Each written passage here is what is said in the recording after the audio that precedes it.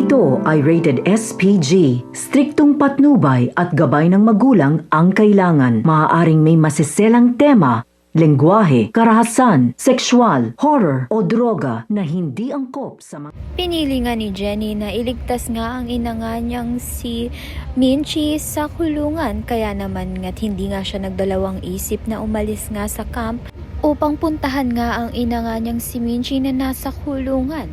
Subalit ang kapalit naman nga ito ay mai-eliminate na nga siya sa camp at iniwan niya nga ang mga kagrupo nga niya. Mabuti na nga lang ay tinulungan nga siya nito ni Nate na makabalik nga sa camp dahil nga sa talentong galing nga nito ni Jenny. Kaya naman nga pinaglaban nga ni Jenny ang kanyang pangarap sa Coach Vanna nga nila. Kaya naman nga itong si Coach Vanna ay bumilib nga dito kay Jenny dahil sa kabila nga ng problema niya ay pinili pa rin nga niyang lumaban para sa kanyang pangarap.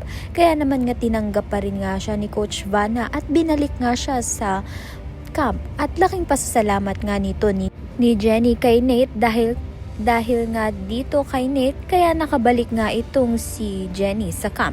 Kaya naman nga't yan at iba pa ang dapat nating pakaabangan. Maraming salamat sa iyong panonood.